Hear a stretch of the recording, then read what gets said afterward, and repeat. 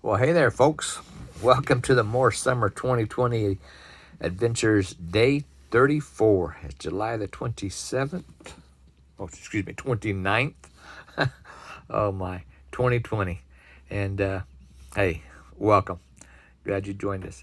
Um, we are in north central Nevada at a town called Winnemucca, about 75 miles north of here. Is McDermott. There's McDermott, the little town. There's McDermott, the Coronado mining place for quicksilver mine or mercury.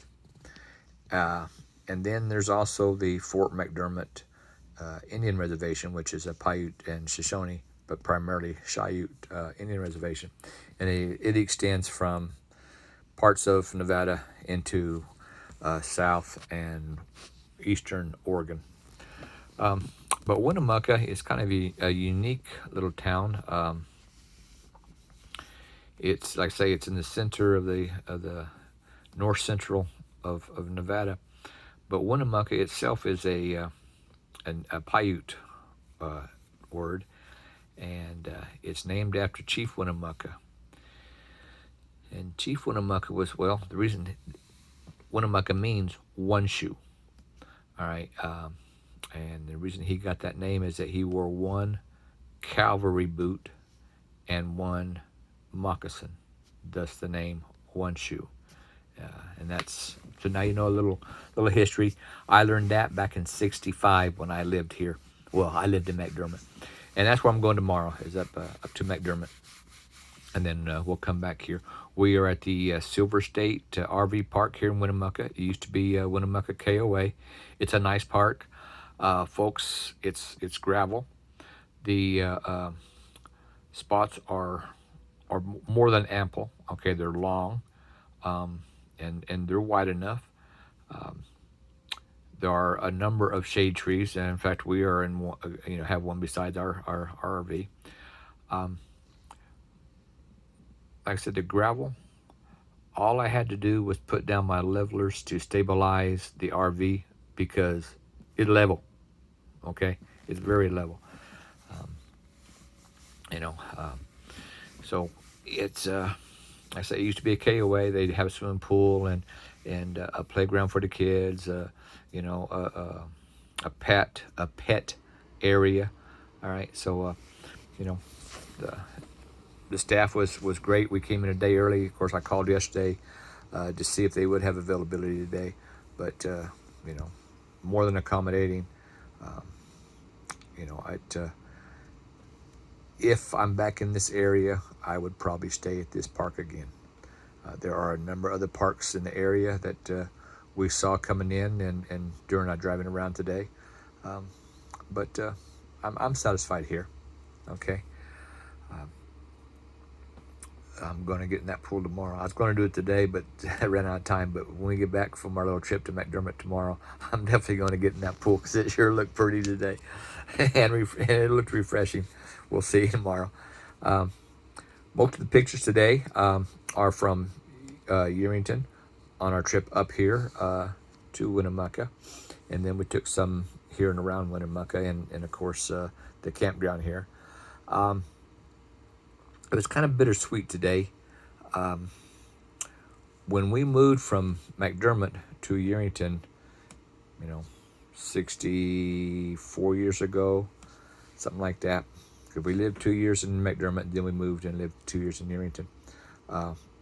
While we were going back to McDermott to pick up more of our supplies, household goods and stuff, my mother and I were in our van. We had at that time we had what they called a Greenbrier van. It was it was a Corvair. Okay, not a Corvette, a Corvair. All right, Greenbrier van. And it was very similar to a VW bus. And the Corvairs had the engines in the back and all that. Well, as I showed you the other day, and whatnot, what they call the devil winds. One of those got a hold of us. In fact, today it even moved our RV a little bit, and semi trucks, moved him around. But one of those got a hold of us, and it flipped us off the road and whatnot, and we landed over in the on the side of the road in the desert.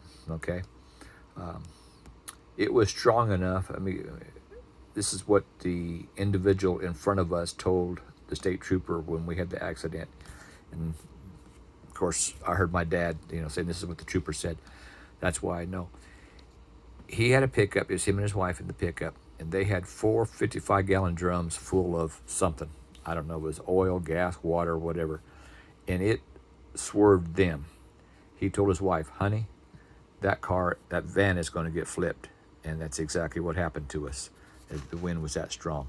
Okay, so if you imagine a four-wheel drive truck with 4 55-gallon barrels full, being pushed around, you can imagine what an empty light van happened. Okay, and I got a little cut on my arm, which I still have the scar in a horseshoe shape just above my elbow, and my mom had a broken foot.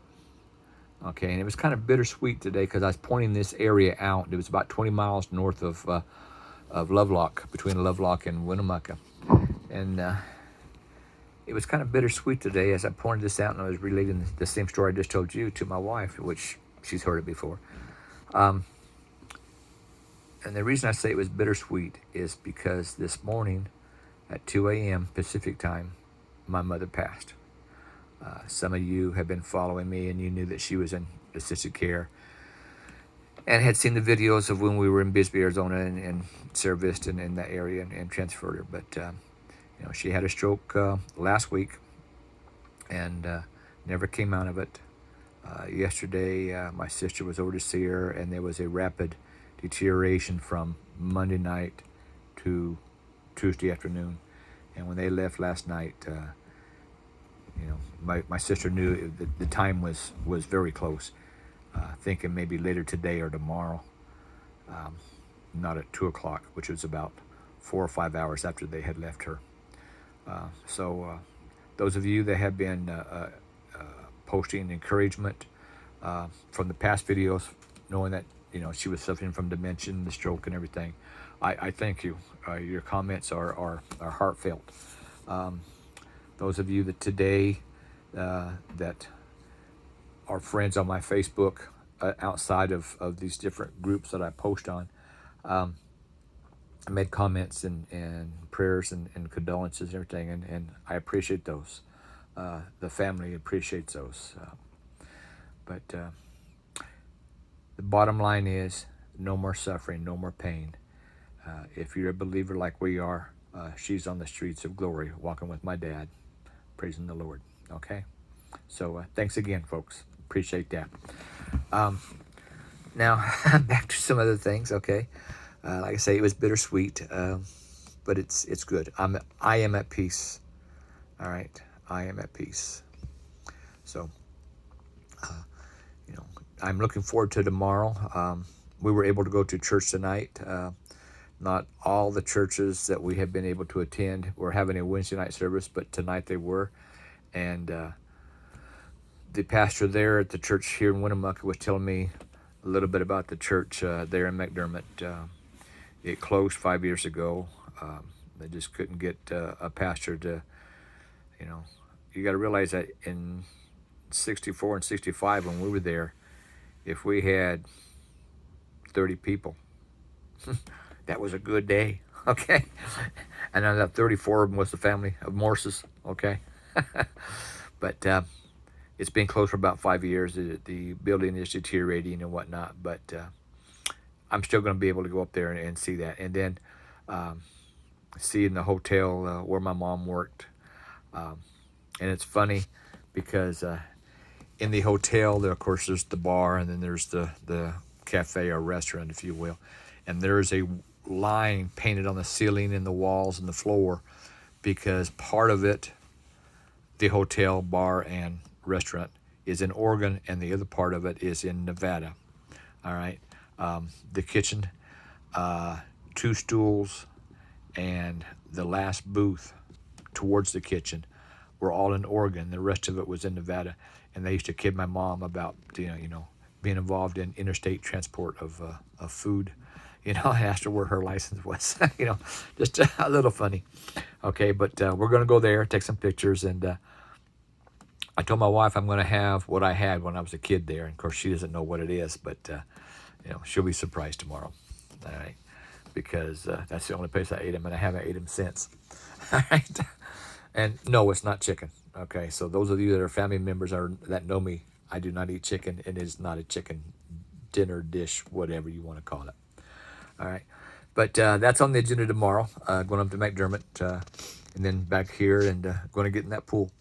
All right, but all being said, folks, again, I appreciate the kind words and encouragement, not only about my mom, but also the videos and the scriptures, and just following us on our trip. Okay, and we're not even half finished yet. I'm not sure what's going to happen down the road, but right now we're staying on course. And speaking of the scriptures, today it's 2 Corinthians 12:9. And he said to me, my grace is sufficient for you, for my strength is made perfect in weakness. Therefore, most gladly I would rather boast about my infirmities, that the power of Christ may rest upon me. And of course, the short version is, my grace is sufficient for you, for my power is made perfect in weakness. 2 Corinthians 12:9. And folks, maybe it's pointed that that's the scripture today, that my strength, my grace is sufficient for you, that my power is made perfect in weakness, because I am weak. I don't, I strive every day to live a Christ-like life, but, don't always make it, and fail many times, many days, many times a day, even. And even now, his grace is sufficient for me. It's his strength in this time of need, of suffering, or not suffering. Okay, but in this time of loss, if you will. Like I said, I've come to grips a long time ago that Mom was gone. That now she's literally gone. Okay, and I can have some closure with that. She's no longer hurting, no longer suffering. And it's by his grace that I can do that. I would hate to think that if I wasn't a believer, what I would be feeling right now, wondering, if. I don't have to worry about if. It's I know. Because by my faith, I am healed. By her faith, she is healed. Okay? And she's in a better place. No more suffering. All right. Hey, folks, got to end it on a positive. Y'all be blessed. Jesus loves you. Thank you for following us. God bless. We'll see you tomorrow. Bye-bye.